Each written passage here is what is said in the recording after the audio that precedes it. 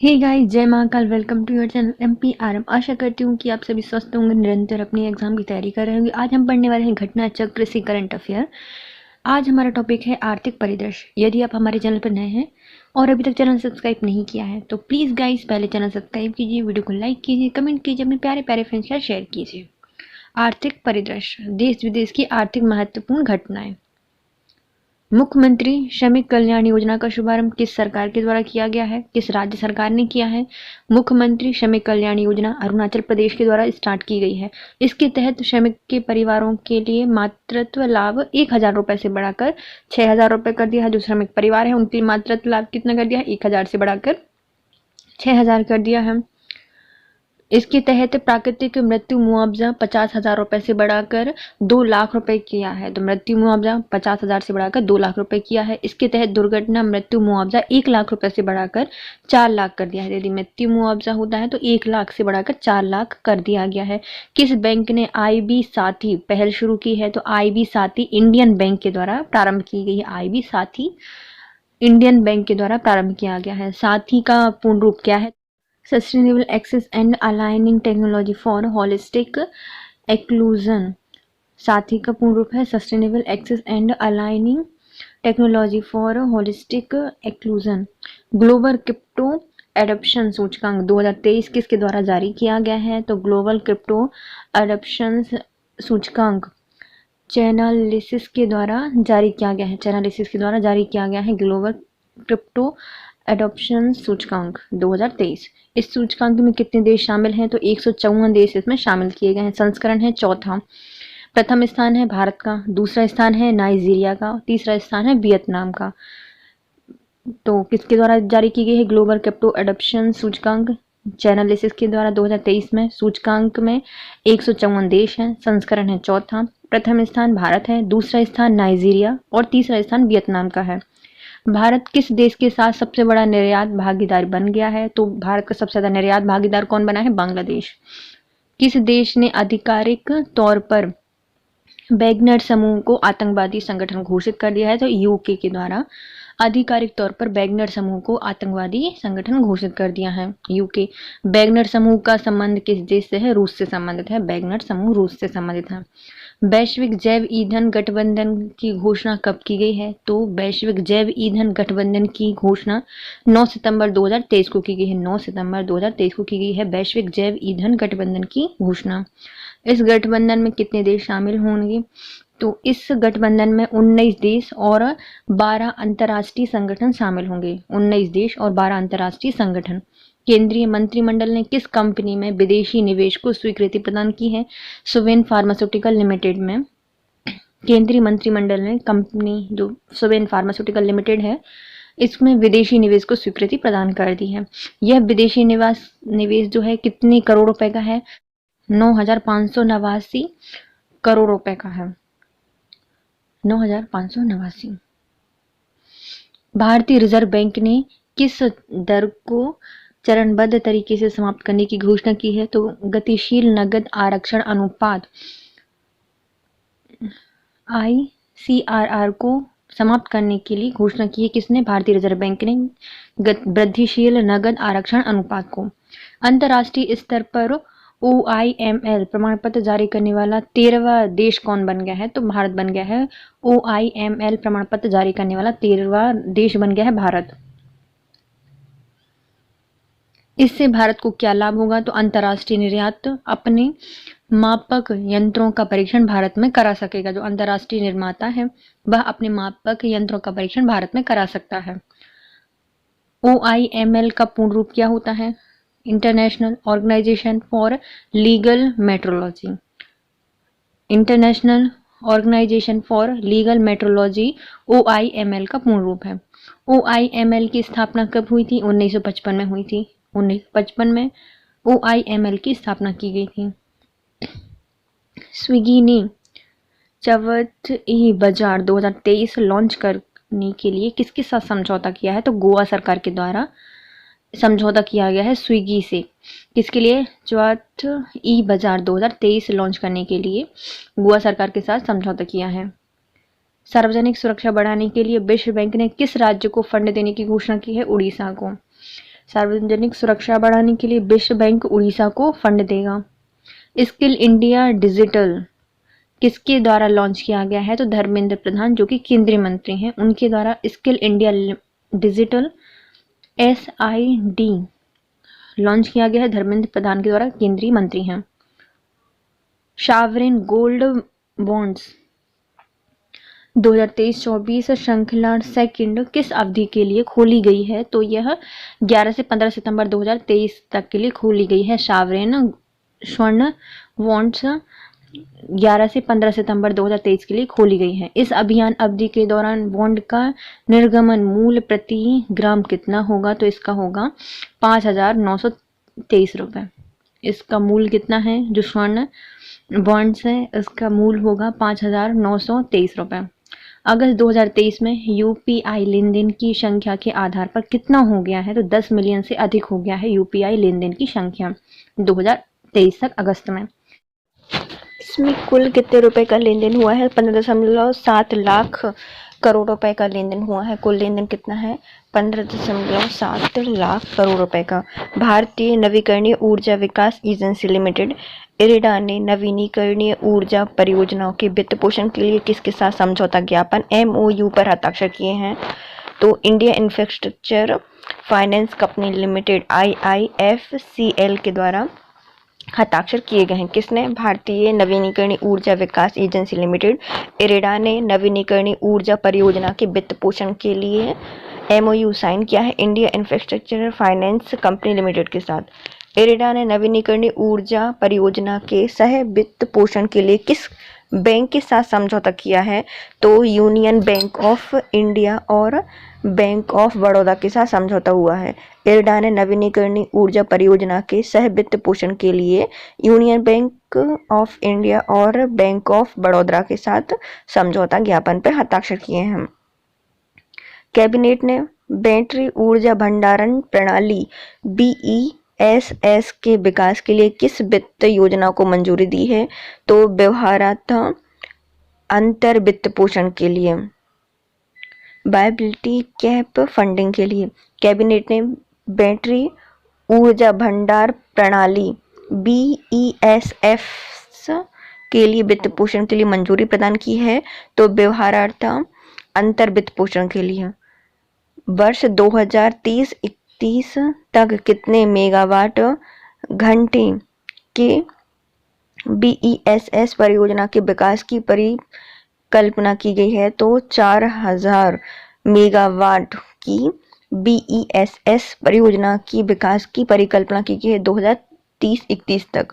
परियोजना के अंतर्गत बजटीय सहायता के रूप में पूंजीगत लागत के कितनी प्रतिशत तय की वित्तीय सहायता शामिल की गई है? तो 40% की जो योजना है उसमें बजटीय सहायता के रूप में पूंजीगत लागत के कितने प्रतिशत की वित्तीय सहायता शामिल की गई है? 40%।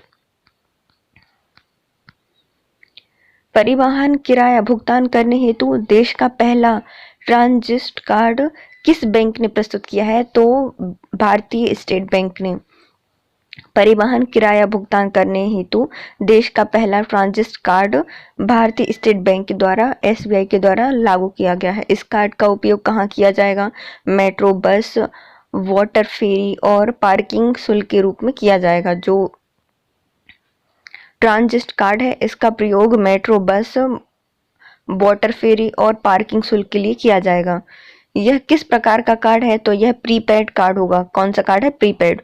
इस कार्ड से यात्रा के अलावा कहाँ भुगतान किया जा सकता है? तो इसके कार्ड के द्वारा यात्रा के अलावा खुदरा और ई-कॉमर्स भुगतान किया जा सकता है। इस कार्ड का नाम क्या है? RuPay national common mobility card. RuPay national common mobility card इस कार्ड का फुल फॉर्म है, यह नाम है। गिफ्ट IFSC में भारतीय नवाचार को बढ़ावा देने के लिए विशेषज्ञ समिति का गठन किसके द्वारा किया गया है? तो अंतर्राष्ट्रीय वित्तीय सेवा केंद्र प्राधिकरण के द्वारा किया गया है। गिफ्ट IFSC में भारतीय नवाचार को बढ़ावा देने के लिए विशेषज्ञ समिति का गठन अंतर्राष्ट्रीय वित्तीय सेवा केंद्र प्राधिकरण के द्वारा किया गया है। इस समिति के अध्यक्ष कौन है? G पद्मनाभन। इस समिति के अध्यक्ष हैं जी पद्मनाभन। इनवॉइस प्रोत्साहन योजना, मेरा बिल मेरा अधिकार योजना कब प्रारंभ किया गया है? 1 सितंबर 2023 से। इनवॉइस प्रोत्साहन योजना मेरा बिल मेरा अधिकार 1 सितंबर 2023 से प्रारंभ किया गया है। यह पहल शुरुआती दौर में किन राज्यों में प्रारंभ की गई है? असम, गुजरात और हरियाणा में। इसकी शुरुआत मेरा बिल मेरा अधिकार की शुरुआत असम, गुजरात, हरियाणा में की गई है। शुरुआती दौर में यह पहल कितने केंद्र शासित प्रदेश में शुरू की गई है? दमन द्वीप, दादर नागर हवेली और पुदुचेरी में, 2 में। तो दमन द्वीप, दादर नागर हवेली और पुदुचेरी में प्रारंभ की गई है। यह पायलट प्रोजेक्ट कितनी अवधि तक चलेगा? तो 12 माह, मतलब 1 साल तक चलेगा। कितने तक चलेगा?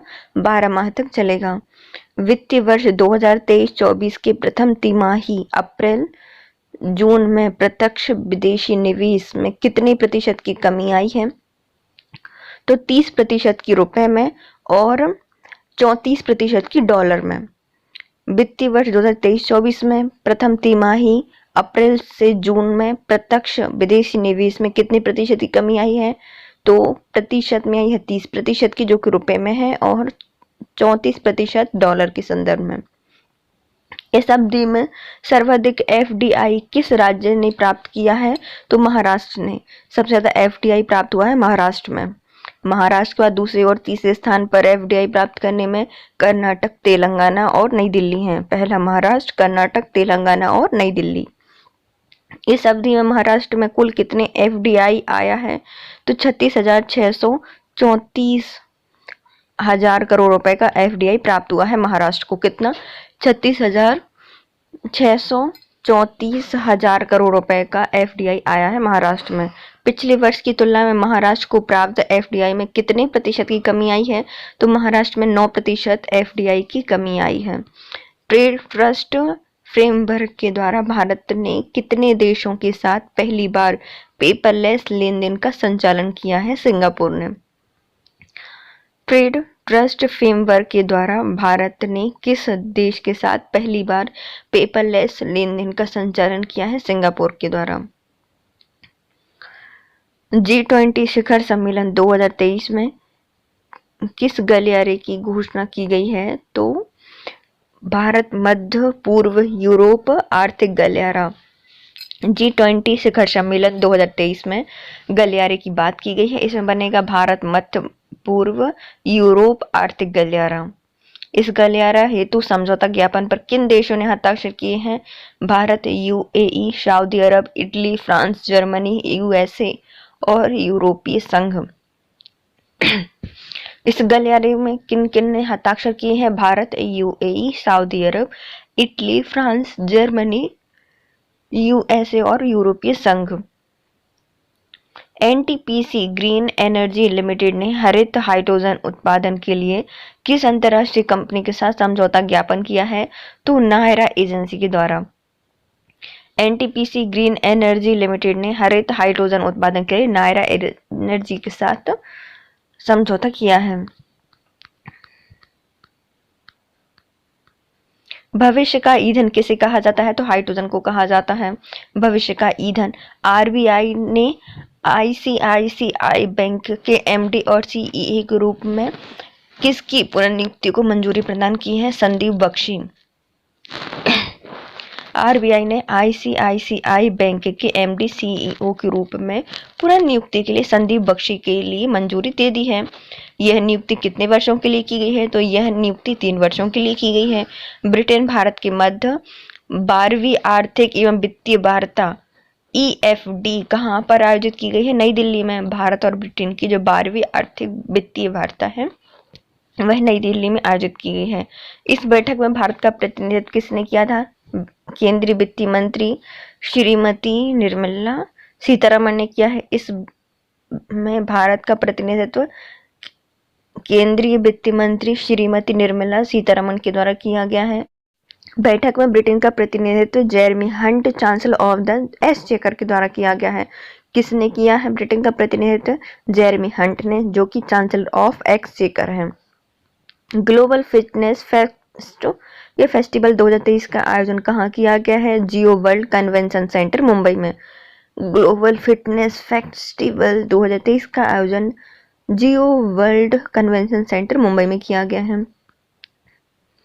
GEF 2023 का विषय क्या है? Global collaborations for a responsible financial ecosystem inclusive resilient और सस्टेनेबल।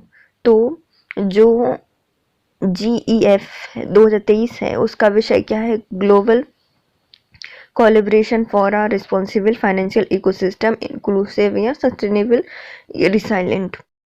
GEF का यह कौन सा संस्करण है? चौथा संस्करण है। ग्लोबल फिटनेस फैक्ट 2023 में national payments corporation of India NPCI ने कितने उत्पाद का अनावरण किया है? तो UPI पर credit line, UPI lite X, tap and pay, hello UPI, bill pay connect. तो ग्लोबल फिटनेस फैक्ट 2023 में national payment corporation of India NPCI के द्वारा किन उत्पादों का अनावरण किया गया है? तो UPI पर क्रेडिट लाइन का, UPI lite X, tap and pay, hello UPI और बिल पे कनेक्ट पर ये उत्पाद का अनावरण किया गया है। UPI पर क्रेडिट लाइन का क्या कार्य होता है? तो यह ऋण तक आसान बनाती है। जो UPI क्रेडिट लाइन है ये क्या करती है? ऋण तक आसान पहुंच करती है। UPI लाइट एक्स का काम क्या है? तो UPI लाइट एक्स का काम है ऑफलाइन भुगतान करना, UPI लाइट एक्स का। UPI टैप एंड पे क्या कार्य करेगा? तो यह QR कोड और नियर फील्ड कम्युनिकेशन तकनीक के माध्यम में भुगतान करता है।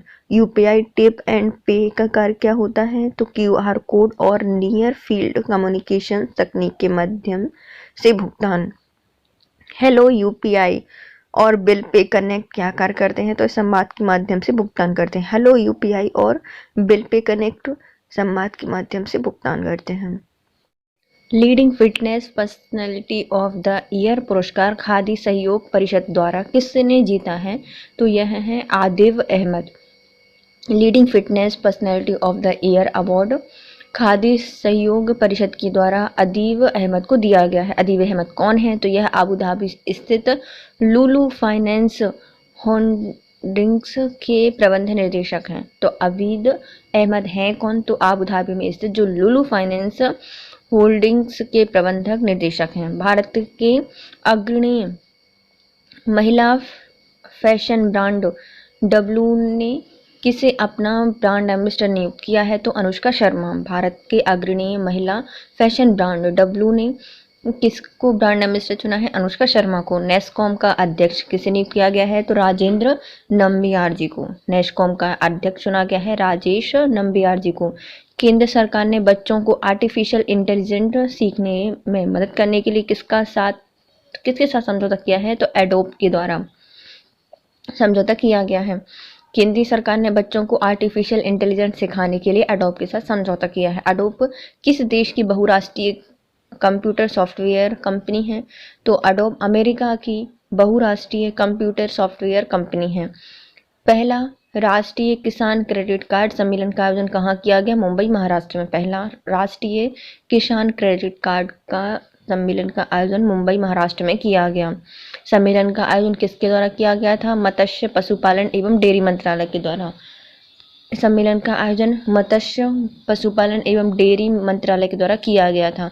भारत सरकार ने किन देश को 1.43 लाख टन गैर बासमती श्वेत चावल के निर्यात की अनुमति प्रदान की है? तो भूटान, मॉरिशस और सिंगापुर को। भारत ने किन देशों को 1.43 लाख टन गैर बासमती सफेद चावल के निर्यात की अनुमति दी है? भूटान, मॉरिशस और सिंगापुर। निर्यात की अनुमति किसके माध्यम से दी गई है? तो नेशनल कोऑपरेटिव एक्सपोर्ट लिमिटेड के द्वारा, NCEL के द्वारा। निर्यात की जो अनुमति है वह दी गई है नेशनल कोऑपरेटिव एक्सपोर्ट लिमिटेड के द्वारा। ब्रिटेन भारत मुक्त व्यापार समझौता FTA के लिए 12वें चक्र की वार्ता कहाँ आयोजित की गई?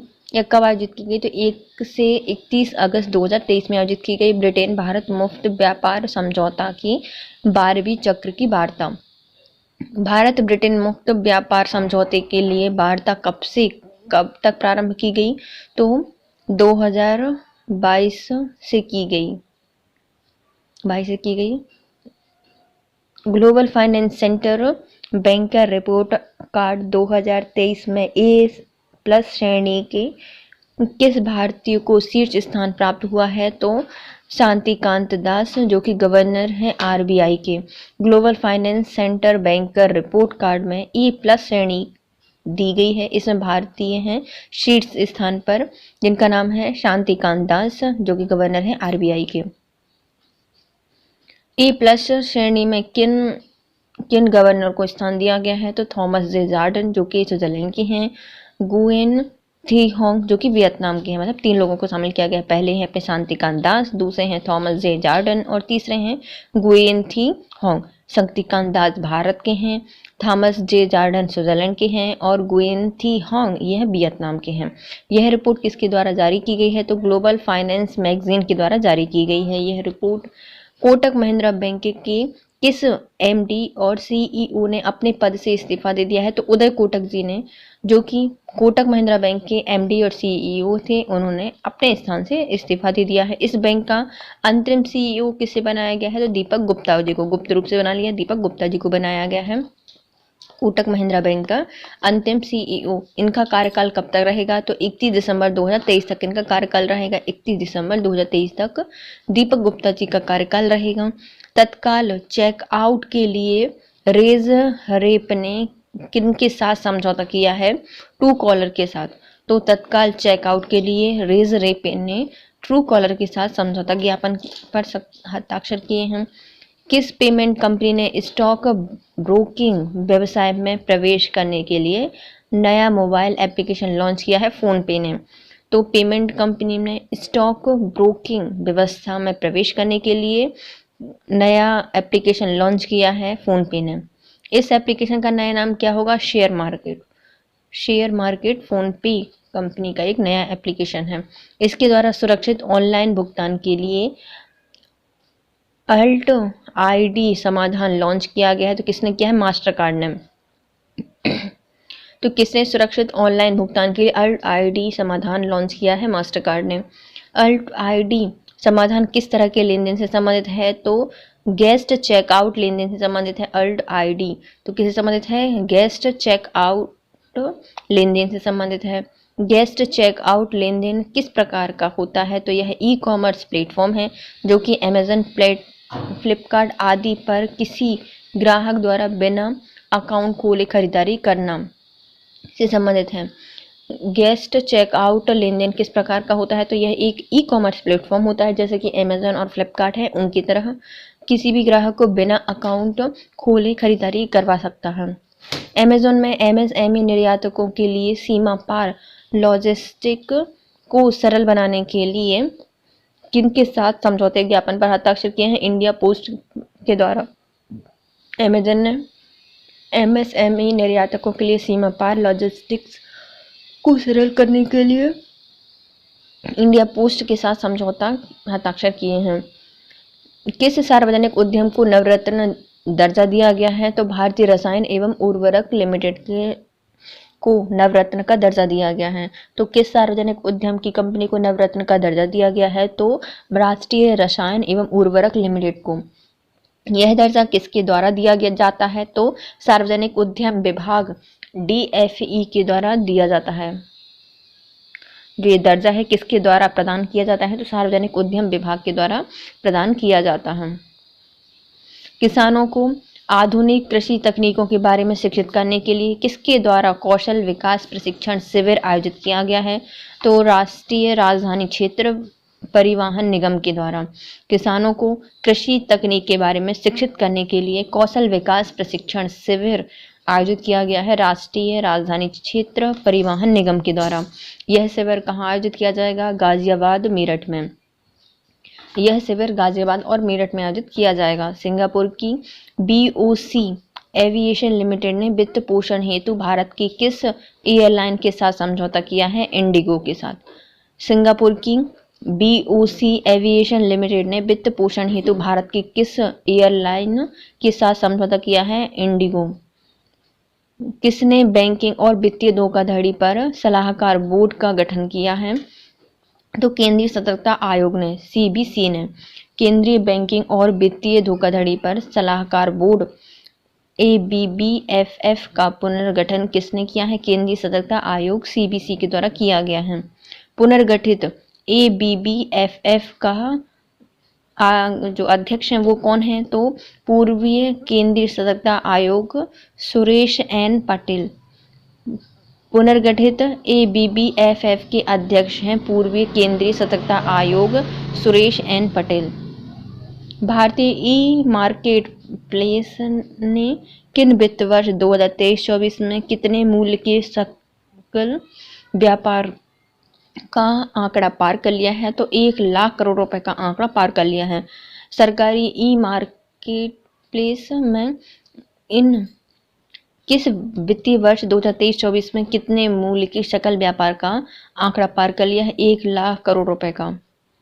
सरकारी ई मार्केट प्लेस GEM क्या है? तो सरकारी विभागों, सार्वजनिक क्षेत्र की इकाइयों और अन्य एजेंसियों द्वारा वस्तु एवं सेवाओं की खरीद के लिए ऑनलाइन प्लेटफॉर्म है।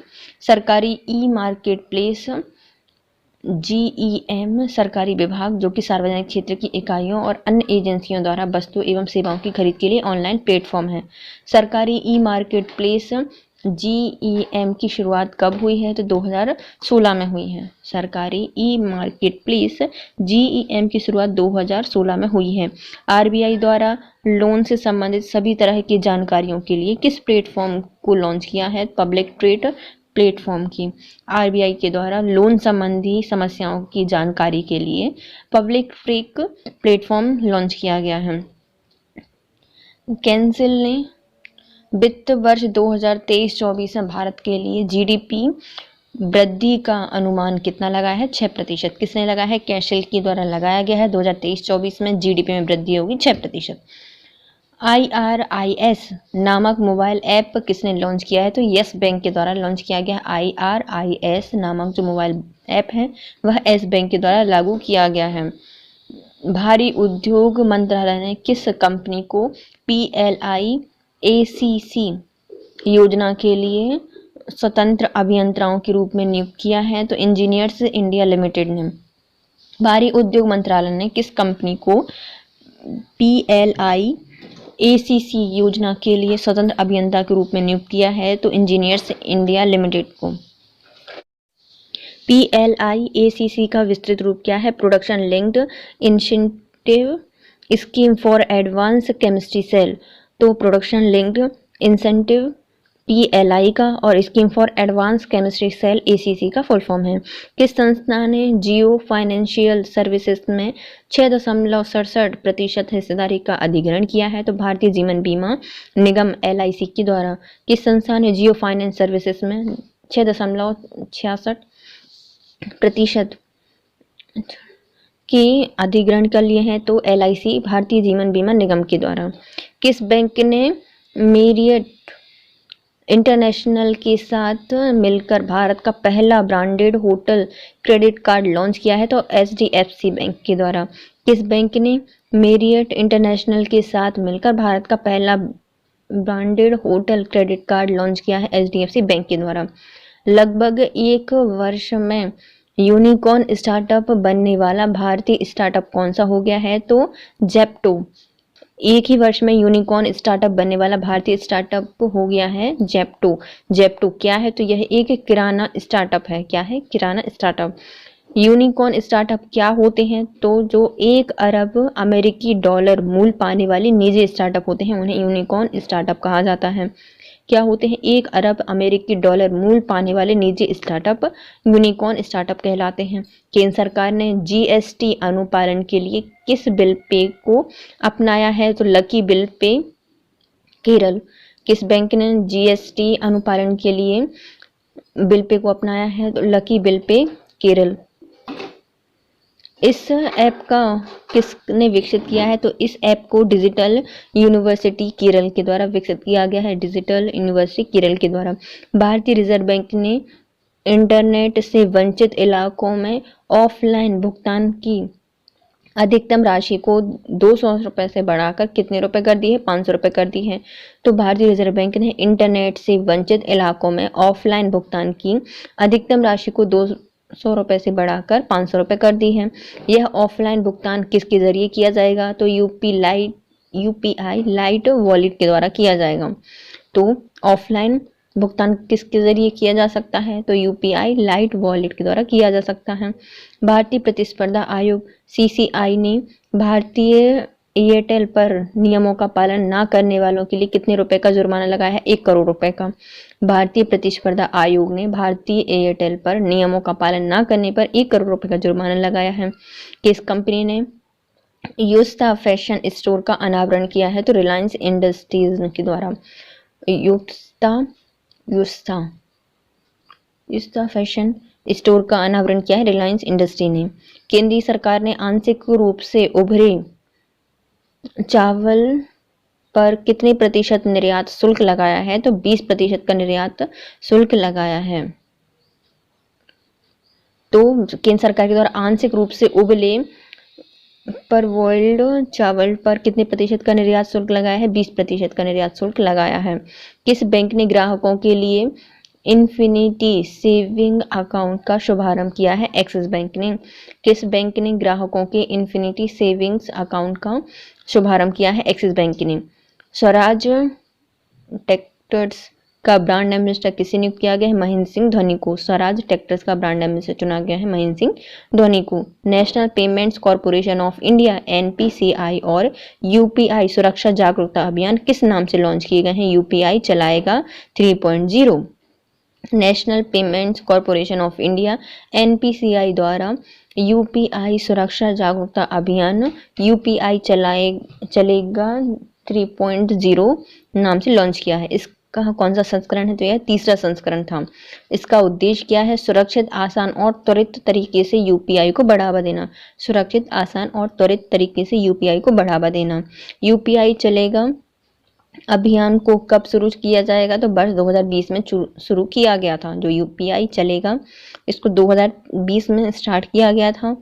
भारतीय राष्ट्रीय भुगतान निगम एनपीसीआई की स्थापना कब की गई थी? 2008 में की गई थी। भारतीय राष्ट्रीय भुगतान निगम की शुरुआत या स्थापना 2008 में की गई थी। इसकी स्थापना किस अधिनियम के तहत हुई थी? तो भुगतान एवं निपटान प्रणाली अधिनियम 2007 के द्वारा। इसकी अधिनियम की स्थापना भुगतान एवं निपटान प्रणाली अधिनियम 2007 के द्वारा की गई थी। सिंगापुर एवं भारत के बीच में शिपमेंट के लिए इलेक्ट्रॉनिक्स बिल ऑफ लीडिंग का पहला लाइव लेन देन किसके द्वारा पूरा किया गया है? तो डीबीएस मैप टास्को के द्वारा। सिंगापुर एवं भारत के बीच शिपमेंट के लिए इलेक्ट्रॉनिक बिल ऑफ लीडिंग का पहला लाइव लेन देन किसके द्वारा किया गया है? तो डीबीएस मैप टॉक्स के द्वारा। यह पहल किसके द्वारा समर्थित है? तो यह इंटरप्राइजेस सिंगापुर के द्वारा समर्थित है। किसने इसको समर्थन दिया है? इंटरप्राइजेस सिंगापुर के द्वारा। लेन देन किस ढांचे के तहत क्रियान्वित किया गया है? तो ट्रेड ट्रस्ट के द्वारा इसका क्रियान्वयन किया गया है। ट्रेड ट्रस्ट के द्वारा। ट्रेड ट्रस्ट किसकी पहल है? तो इन्फोकॉम मीडिया डेवलपमेंट अथॉरिटी की, IMDA की पहल है। ट्रेड ट्रस्ट किसकी पहल है? तो इन्फोकॉम मीडिया डेवलपमेंट अथॉरिटी की पहल है। प्रधानमंत्री जनधन योजना PMJDY की शुरुआत या सफलता के क्रियान्वयन के कितने वर्ष पूरे हो गए हैं? 9 वर्ष पूरे हो गए हैं। प्रधानमंत्री जनधन योजना के 9 वर्ष कंप्लीट हो गए हैं। PMJDY योजना की शुरुआत कब हुई थी? 28 अगस्त 2014 को। PMJDY योजना की शुरुआत 28 अगस्त 2014 को किया गया था शुभारंभ। RBI ने जलगांव पीपल कोऑपरेटिव बैंक के साथ किस बैंक के विलय को मंजूरी दी थी? अकोला मर्चेंट कोऑपरेटिव बैंक के साथ। RBI ने जलगांव पीपल कोऑपरेटिव बैंक के साथ अकोला मर्चेंट कोऑपरेटिव बैंक की मंजूरी दे दी है विलय को। आरबीआई की स्थापना कब हुई थी? अप्रैल 1935 को। आरबीआई की स्थापना अप्रैल 1935 को हुई थी। किस बैंक ने महिलाओं के व्यवसाय को बढ़ावा देने के लिए frontier markets and master card के साथ अनुबंध किया है? एयरटेल पेमेंट्स बैंक ने महिलाओं के व्यवसाय को बढ़ावा देने के लिए फ्रंटियर मार्केट्स और मास्टर कार्ड के साथ अनुबंध किया है एयरटेल पेमेंट्स बैंक ने। वर्तमान में एयरटेल पेमेंट्स बैंक के सीईओ कौन है? तो ये हैं अनुव्रत विश्वास। एयरटेल पेमेंट्स बैंक के सीईओ हैं अनुव्रत विश्वास। किसने उत्तरी क्षेत्र के क्षेत्रीय ग्रामीण बैंकों की समीक्षा बैठक की स्थापना की, अध्यक्षता की है? तो ये है केंद्रीय वित्त मंत्री निर्मला सीतारमण ने। उत्तरीय क्षेत्र के क्षेत्रीय ग्रामीण बैंकों की समीक्षा बैठक की अध्यक्षता केंद्रीय वित्त मंत्री निर्मला सीतारमण के द्वारा की गई है। यह बैठक किस शहर में आयोजित की गई थी? तो नई दिल्ली में आयोजित की गई थी। प्रशिक्षण महानिदेशालय किस मंत्रालय के अधीन आता है? तो कौशल विकास एवं उद्यमिता मंत्रालय के अंतर्गत आता है। प्रशिक्षण महानिदेशालय किसके अंतर्गत आता है? कौशल विकास एवं उद्यमिता मंत्रालय के अंतर्गत। सहकारी क्षेत्र में विश्व के सबसे बड़े अनाज भंडार योजना के लिए अंतर मंत्रालय समिति का गठन कब किया गया है? तो 31 मई 2023 को किया गया है।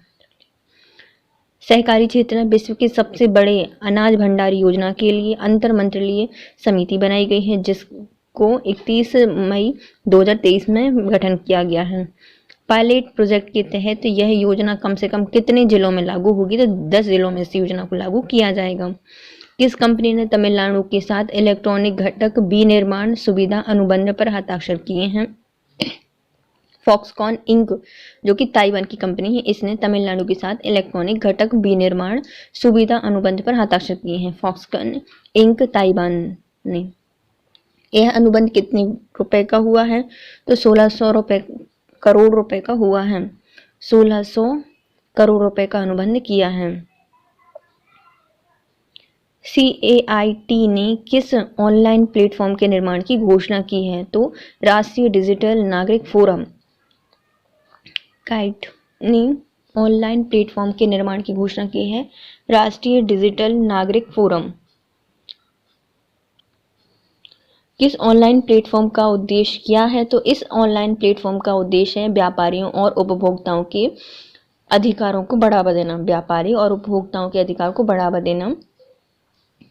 कैट का फुल फॉर्म क्या है? तो कैट का फुल फॉर्म है confederation of all India trades. Confederation of all India trades. किस कंपनी के औपचारिक रूप से डिजिटल परियोजना वर्ल्ड काइन की शुरुआत की गई है? तो ओपन एआई के द्वारा। किस कंपनी ने औपचारिक रूप से डिजिटल भुगतान अवार्ड कॉइन को शुरुआत किया है? तो ओपन एआई के द्वारा। इस उद्यम के तहत जो लोग अपनी आंखों का स्कैन करवाते हैं उन्हें क्या प्राप्त होता है? तो world coin, WLD, crypto currency और विश्व आईडी। तो जो उद्यम के तहत इस उद्यम के तहत जो लोग आंखों को स्कैन करवाते हैं उन्हें क्या प्राप्त होता है? तो वर्ल्ड कॉइन, जो कि WLD होता है, और क्रिप्टो करेंसी और विश्व आईडी।